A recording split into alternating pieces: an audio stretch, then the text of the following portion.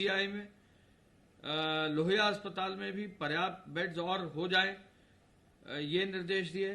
KGMU में जो है एक नया अस्पताल कोविड का बन रहा है, उसको कहा है कि वो 28 अक्टूबर तक बनने का बताया गया, तो उसको और जल्दी निर्देश दिया है कि उसको जल्दी बना ले।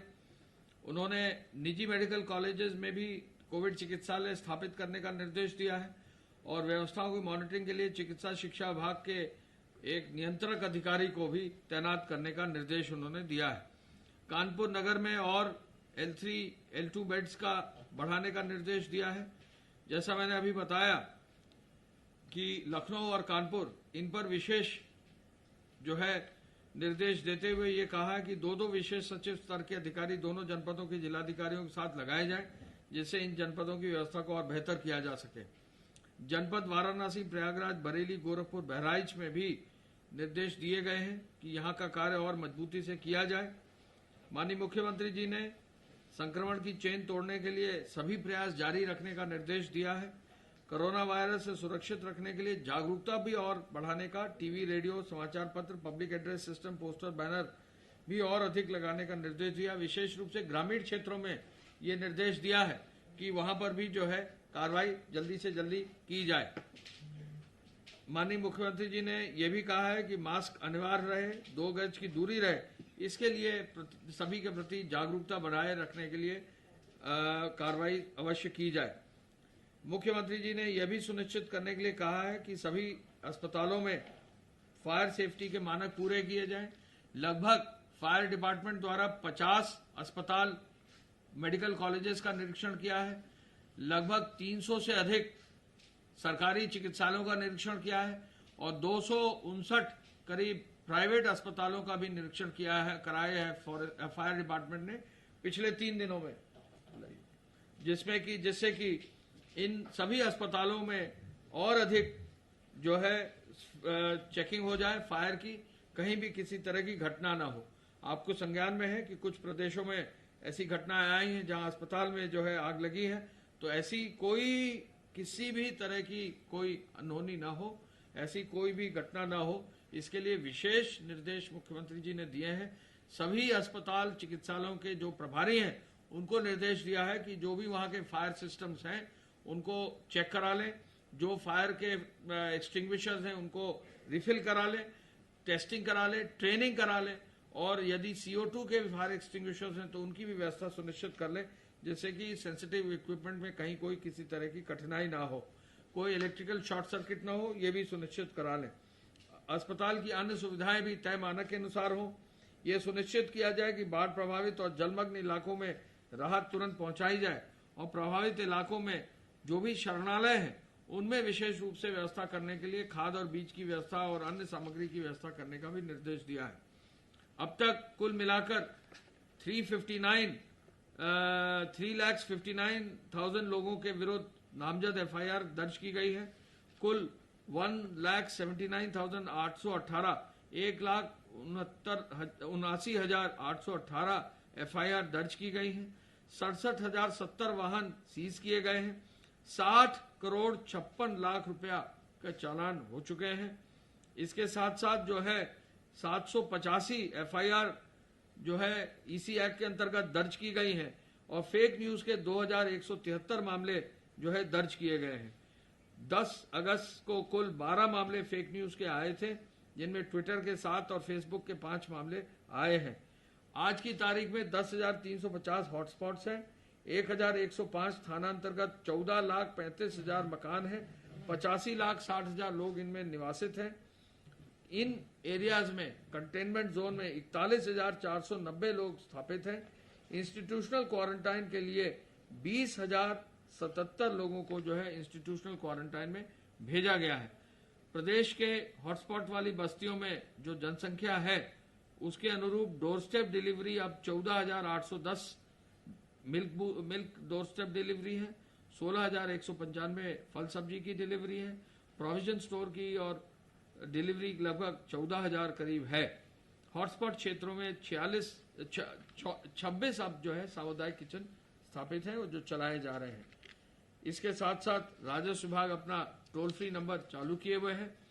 जो रोडवेज है उसके द्वारा भी कल अच्छी संख्या में जो है लोग चले हैं। लगभग 6-6.5 लाख लोग कल रोडवेज से चले हैं। हमारा प्रयास है कि जो भी जो है ट्रैवल करे वो सोशल डिस्टेंसिंग के साथ ट्रैवल करे। उनकी जो है रेलवे स्टेशन पर, एयरपोर्ट्स पर और बस स्टेशन पर चेकिंग हो, ये निर्देश हमारी तरफ से दिया गया है। मैं चाहूंगा कि राहत आयुक्त अब अपना डिटेल उपलब्ध कराएं।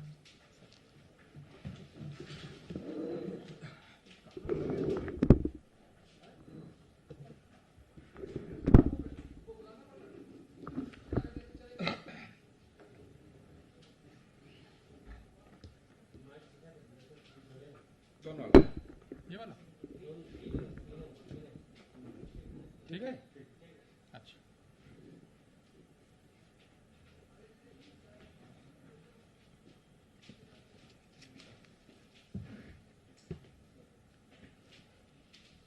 प्रदेश में वर्तमान में बाढ़ की स्थिति कुछ इस प्रकार से है।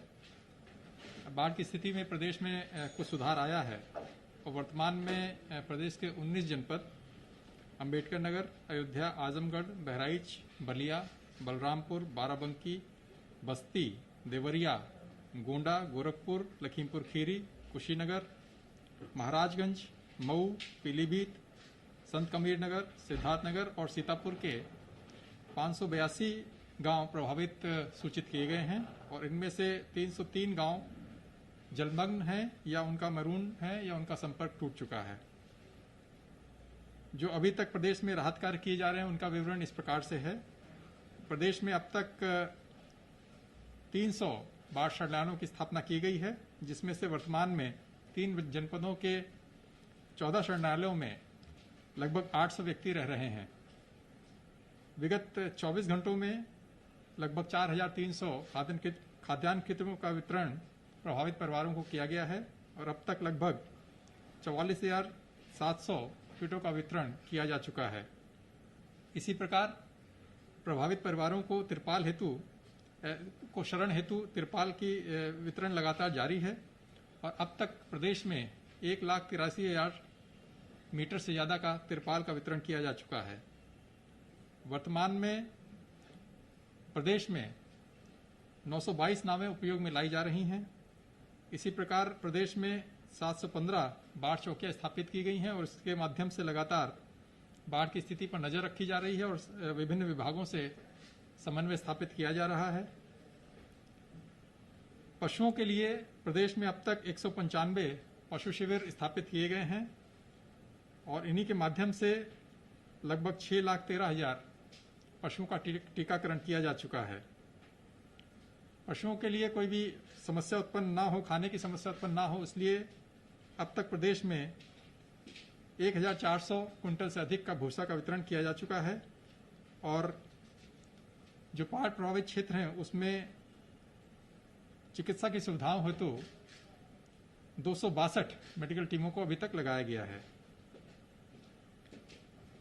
आज माननीय प्रधानमंत्री जी की 6 प्रदेशों के माननीय मुख्यमंत्रियों से भी वार्ता हुई है और उसमें जो निर्देश दिए गए हैं उसका सिंचाई विभाग और राजस्व विभाग द्वारा उन निर्देशों का पालन किया जा रहा है। माननीय मुख्यमंत्री द्वारा निर्देश दिए गए कि जो हमारे बाढ़ शरणालय स्थापित हुए हैं उसमें सारी व्यवस्था ठीक की जाए और खासकर कोविड-19 के दृष्टिगत समुचित सोशल डिस्टेंसिंग नाम का पालन हो और वहां पे जो लोग रह रहे हैं उनकी मेडिकल जांच वगैरह करवाई जाए। इसी के साथ यह भी निर्देश दिए हैं कि जो हमारे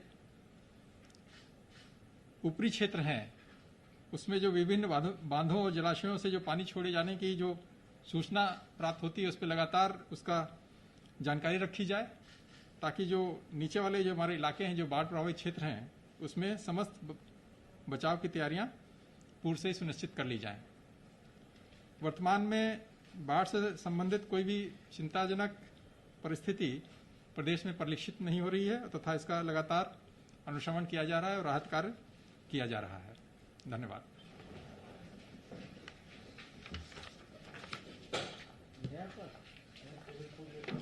मैं अभी इसको दूंगा आपको। ये जो पहला वाला पार्ट है ना प्रधानमंत्री